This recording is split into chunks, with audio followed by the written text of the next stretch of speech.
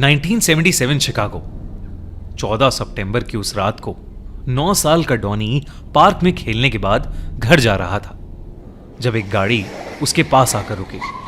गाड़ी में उसका फेवरेट पोगो द क्लाउन था। पोगो ने जादू से एक रोप के अंदर से चॉकलेट और बलून निकालकर उसे ऑफर किए। डॉनी वो बलून्स और चॉकलेट लेने के लिए उसकी गाड़ी में बैठ गया और उसके बाद वो गाड़ी वहां से आगे बढ़ गई। डॉनी उस रात उस क्लाउन के साथ चला तो गया, लेकिन उसके बाद कभी घर वापस नहीं आया। पुलिस ने डॉनी के केस को इन्वेस्टिगेट तो किया, पर किसी भी नतीजे पर पहुंच नहीं पाई, क्योंकि पिछले 4 सालों से ऐसे कई डिसअपीयरेंसेस हुए थे जिसके आसपास एक क्लाउन के दिखने की अफवाह थी, लेकिन उन्हें कोई भी पक्का सबूत या क्लू नहीं मिल पा रहा था। इस इंसिडेंट से लगभग 1 साल बाद दिसंबर 1978 में 15 साल का रॉबर्ट एक फार्मेसी में काम कर रहा था जब एक आदमी जॉन वेन गेसी, एक पेंटर, वहां आया। रॉबर्ट ने अपनी कलीग किम से अपनी जैकेट वापस मांगी क्योंकि उसे बाहर जाकर जॉन गेसी से जॉब के लिए बात करनी थी। किम ने एक फिल्म रोल की रिसीट उस जैकेट में रख दी और रॉबर्ट जैकेट पहनकर बाहर चला गया। लेकिन उस दिन के बाद से रॉबर्ट भी कभी वापस नहीं आया। रॉबर्ट के पेरेंट्स ने उसे पूरी रात ढूंढा, पर वो कहीं नहीं मिला। रॉबर्ट के पॉलिटिशियन फादर ने देरी ना करते हुए पुलिस को इन्वॉल्व किया। पूछताछ के दौरान पुलिस को पता चला कि रॉबर्ट को आखिरी बार गेसी के साथ देखा गया था। गेसी का क्रिमिनल रिकॉर्ड चेक करने पर पता चला कि वो फिजिकल असॉल्ट के चक्कर में कई बार जेल जा चुका है और उस पर कई यंग लड़कों को डराने, धमकाने और स्टॉक करने के भी आरोप थे।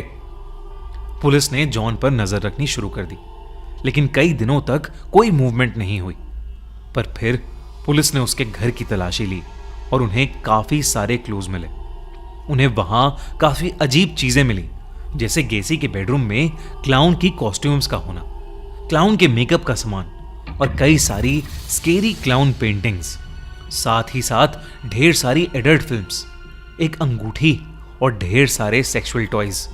साथ ही 2 बुक्स भी, लविंग यंग मैन और प्रिटी बॉयज मस्ट डाई, जो होमोसेक्सुअलिटी के ऊपर थी। पुलिस को शक होने लगा था कि गेसी को लड़के पसंद हैं और शायद गेसी ही वो क्लाउन है जिसके चलते वो जवान लड़के गायब हो रहे हैं। पर सर्वेलेंस करते हुए पुलिस को जो दिखता था वो उनके शक से बिल्कुल ऑपोजिट था, क्योंकि गेसी अपनी कम्युनिटी में सब लोगों की बहुत मदद करता था। और तो और कैंसर पेशेंट्स, कम्युनिटी पार्टीज और दोस्तों के बच्चों के बर्थडे पर पोगो क्लाउन बनकर परफॉर्म भी करता था। जैसे जैसे पुलिस की इन्वेस्टिगेशन आगे बढ़ी, पुलिस ने उन क्लाउन से लिंक्ड डिसअपीयरेंस केसेस को री इन्वेस्टिगेट करना शुरू कर दिया।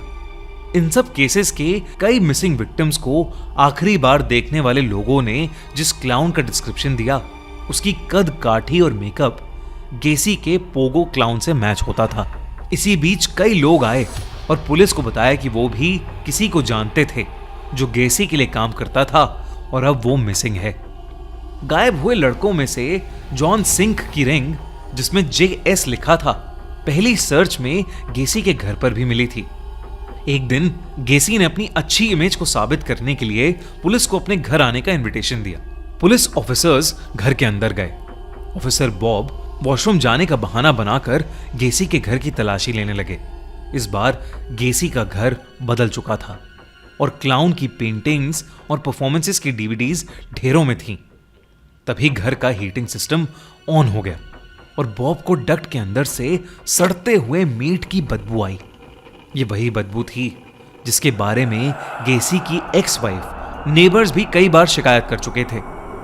बॉब को शक हुआ कि गेसी ने मर्डर विक्टिम्स की लाशों को डक्ट स्पेस में छुपाया है।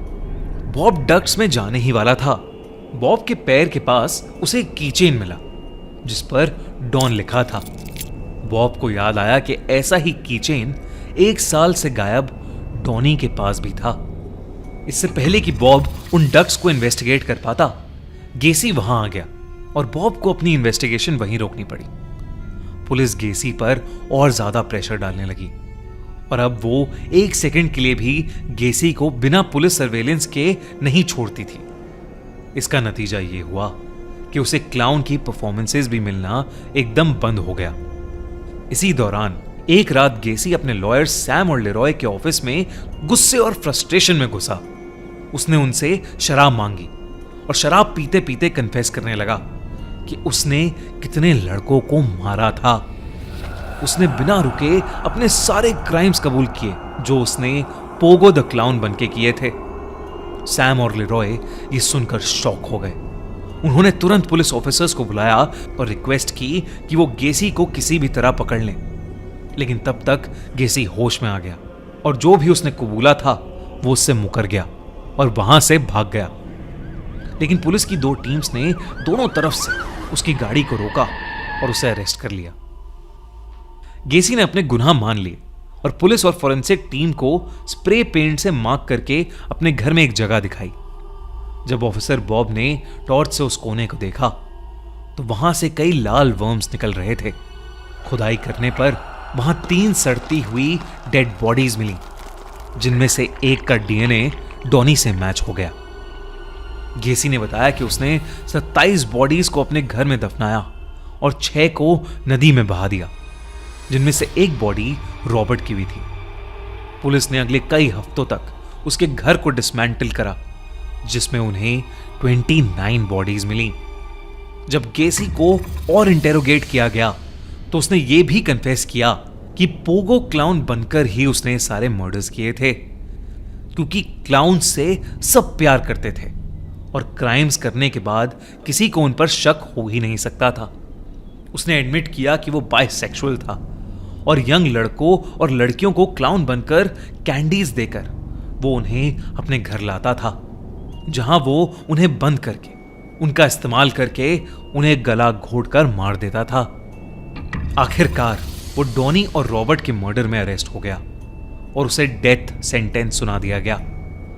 जब उसका एग्जीक्यूशन होने वाला था तो मरने से पहले वो एक क्लाउन की तरह हंसते हुए बोलने लगा, किस माय एस, और हंसते हंसते ही मर गया। गेसी के अनआइडेंटिफाइड विक्टिम्स की पहचान 2021 तक चलती रही और उसके लॉयर्स की माने तो गेसी इन सब में अकेला नहीं था, बल्कि उसके साथ कई और क्लाउन साथी थे जो इन मर्डर्स में उसकी मदद करते थे।